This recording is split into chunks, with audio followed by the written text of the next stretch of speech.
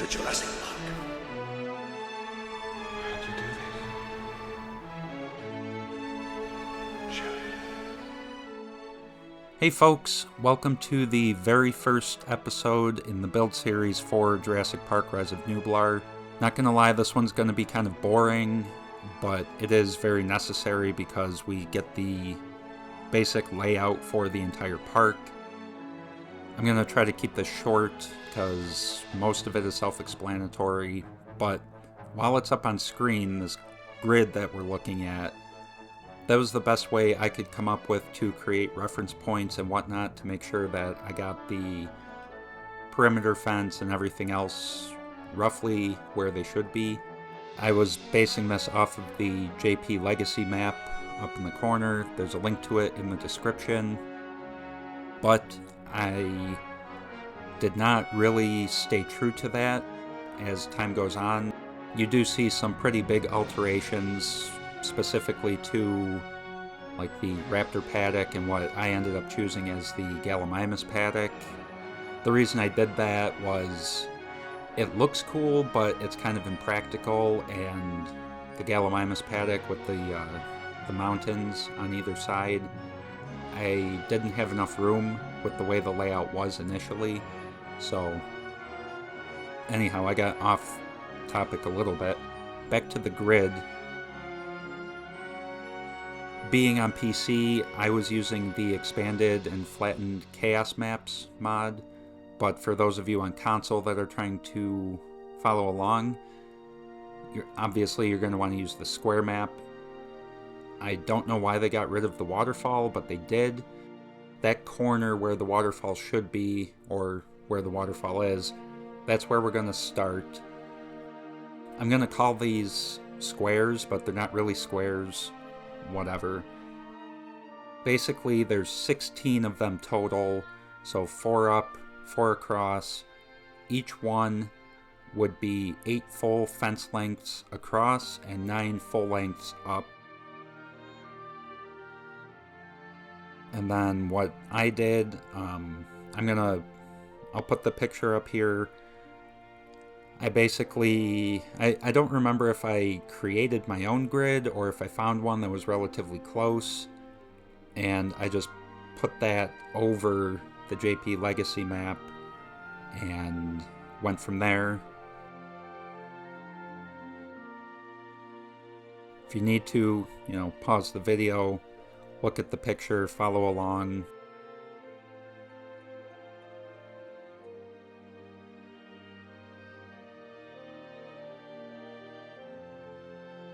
Now that that's out of the way,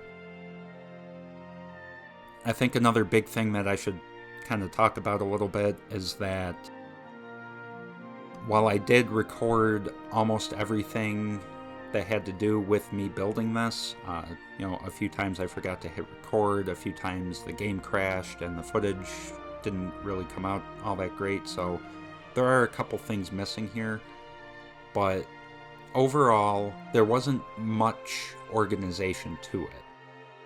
In this video, as I mentioned before, you're going to see alterations to the paddock fences. I lay down the initial arrival helipad, the visitor center, the aviary. I do actually start building the T-Rex paddock, but none of it is finished in this video. And like the T-Rex paddock in particular, I come back to that again, do a little bit more with it, and then for a third time I come back and that's when it actually gets finished. I don't really want to take anything out of order and whatnot. I think it would just get more confusing. Believe me, looking back on it now, I wish I would have gone about this in a more organized way, because it's kind of a pain for me to come back, look at this footage, and try to explain what's going on. It is rather chaotic and kind of all over the place. But anyhow, I guess I should really just give some context to how this whole thing came to be and whatnot. So Back in January, I finished the Malta build that I was doing, and that one, I had fun with it, but it just seemed to drag a bit, and I was losing motivation by the end of it. I had my PC, I had mods, but I hadn't really done anything with them. And then it occurred to me that the 30th anniversary of the first film was coming up in the summer, so I wanted to do something for that. And I thought, I'll build Jurassic Park, but with mods. So back then, most of the mods that I wanted to use were only available in, I think it was version 1.3, right around the Camp Cretaceous DLC. I had the expanded fences, I had expanded scenery, the open lagoons and aviaries still worked. There were a crap ton of awesome mods. So naturally I started building it with that version, and I reached a point where I could not place anything else. And the park was like not even half done. So I became discouraged by that and played around with different versions. I went up to 1.4, I think, but by then the expanded fences were broken. So I just kind of took a step back, decided to plan the park out more than what I had done before.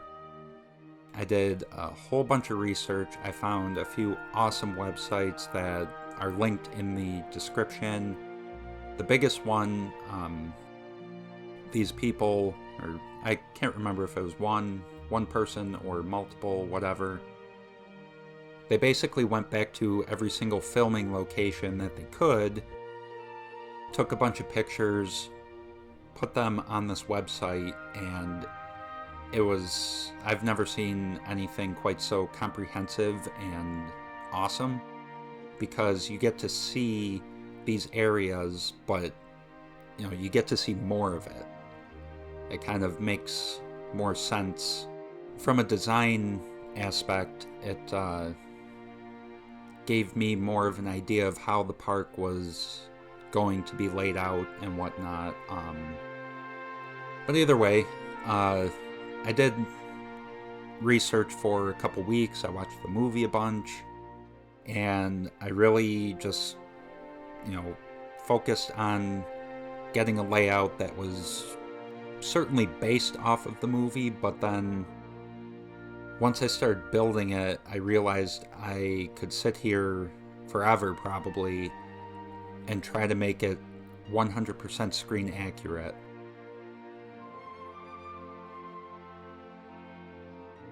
And that's kind of where all of these alterations started to come into play. So while it does look very similar to the film in a lot of ways, I just kind of gave up with the whole 100% accurate recreation. Plus, that's not totally what I wanted to do. Being that it is the 30th anniversary, I wanted to include aspects from most of the films, the novels, the toys even, just kind of a conglomerate of everything Jurassic Park. So that's why the alterations to the map happened. I added a bunch of paddocks.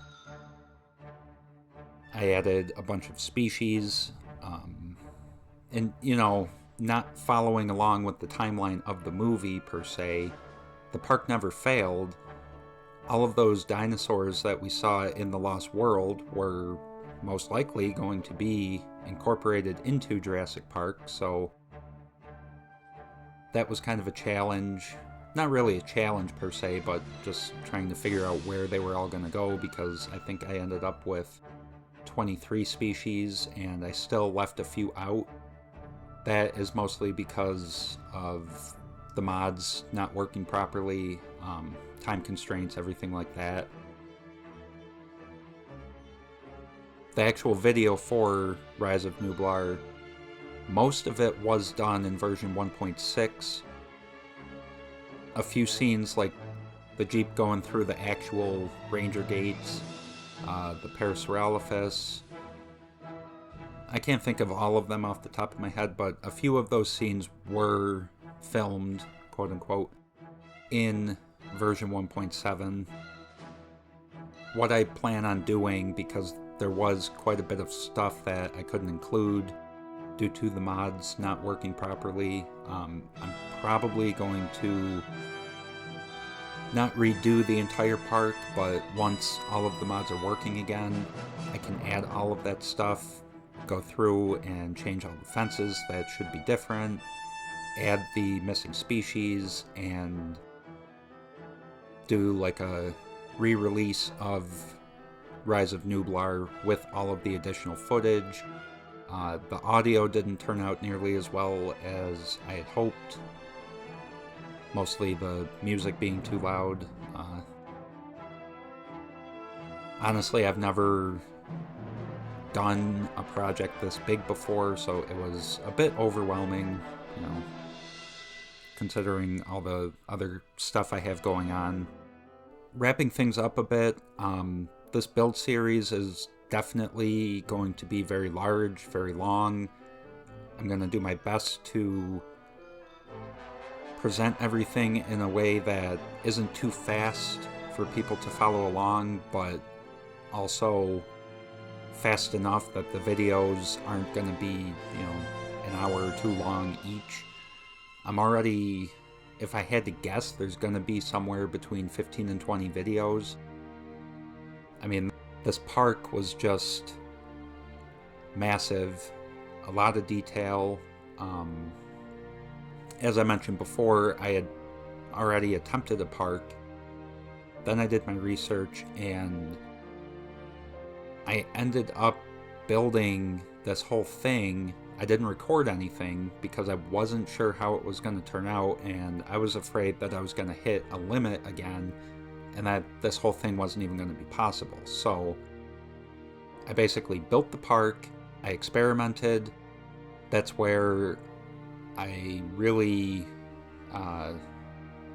developed a few of the techniques that you're going to see in regards to using the mods, because they were all very new to me, and it took a lot of practice. And I would say that first original park probably took me somewhere between 80 and 100 hours to figure out.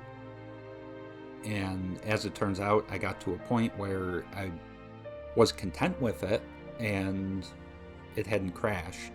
So I was able to add all of the dinosaurs for the most part. I think there's a couple species that I would have liked to add more of that, but then it crashed. So either way, I got to that point, and what you are going to see in this build tutorial is the final product, but that's why it only took me about 40 hours to do, because I had already done it in the 80 to 100 hours with the middle park, I guess. I think in the next video we're definitely doing the arrival helipad and possibly starting on the Dilophosaurus paddock.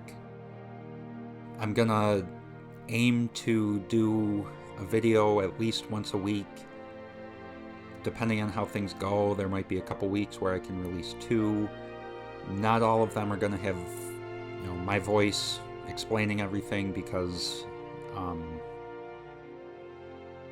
there might not need to be any explanation for what's going on, time constraints, whatever.